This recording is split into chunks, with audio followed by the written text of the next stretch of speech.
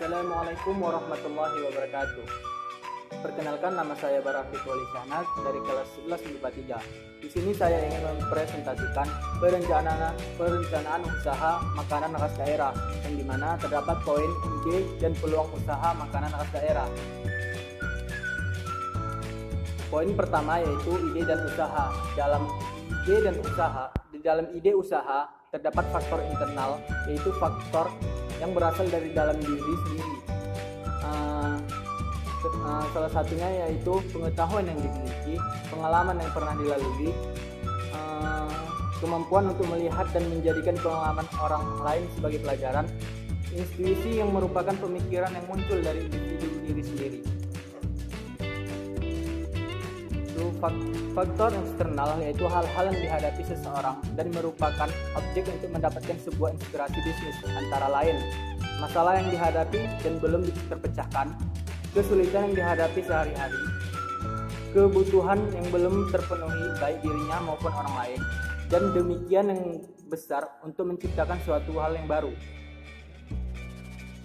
Poin kedua yaitu resiko usaha. Resiko usaha yaitu kegagalan atau ketidakberhasilan dalam menangkap peluang usaha. Resiko usaha dapat ditimbulkan karena beberapa faktor, yaitu permintaan. Permintaan itu dapat perubahan mode secara selera atau daya tarik. Yang kedua yaitu perubahan konjungtur, yaitu perubahan kondisi perekonomian yang pasang surut. Yang ketiga yaitu jelas persaingan. Persaingan memang hal umum yang terjadi di dalam risiko usaha. Yang terakhir yaitu akibat lainnya, bencana alam, perubahan aturan, perubahan teknologi, dan lain-lainnya.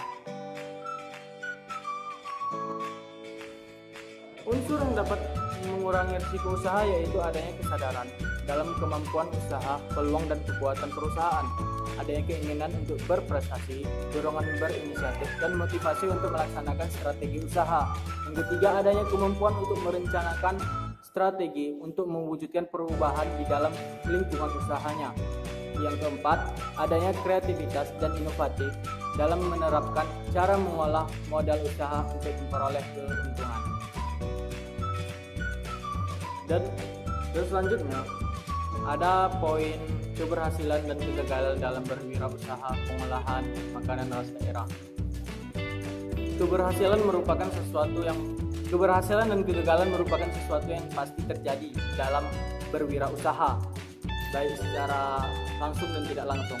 Keberhasilan seorang wirausaha dalam menjalankan usahanya dipengaruhi oleh berbagai hal, diantaranya sebagai berikut: keyakinan yang kuat dalam berusaha. Yang kedua, sikap mental yang positif dan dalam berusaha. Yang ketiga, percaya diri dan keyakinan terhadap diri sendiri.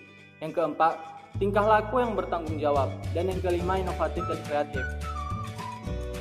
Dan adapun hal-hal yang bisa menyebabkan kegagalan usaha adalah beberapa contohnya sebagai berikut: tidak ada tujuan tertentu dalam usaha, kurang berambisi, tidak disiplin, pendidikan yang tidak cukup, dan sikap selalu menunda-nunda.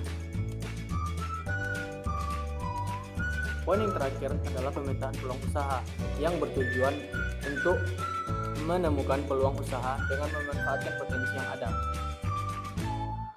Terdapat beberapa cara atau metode dalam melakukan pemetaan usaha, baik secara kuantitatif maupun kualitatif, diantaranya dengan melakukan analisis SWOT. Di sini kita akan mengambil contoh analisis SWOT adalah analisis terhadap lingkungan internal maupun eksternal wirausaha atau sebuah perusahaan. Di sini kita akan mengambil sebuah bahan atau sebuah contoh sebagai bahan untuk menganalisis SWOT, yaitu bakwan Malang. Di analisis SWOT kita harus menganalisis kekuatan, yaitu rasanya yang enak, disukai, dan punya banyak rasa. Yang kedua, terdapat harga jual yang bersaing. Dan yang ketiga, terdapat bebas dari bahan kimia dan pengawet. Namun yang kedua, ada analisis kelemahan. Terdapat ukuran yang tidak terlalu besar karena memakai bahan yang asli. Yang kedua, tidak tahan lama karena tidak memakai pengawet. Yang Yang ketiga itu kesempatan, dapat melayani pesanan pesta atau catering.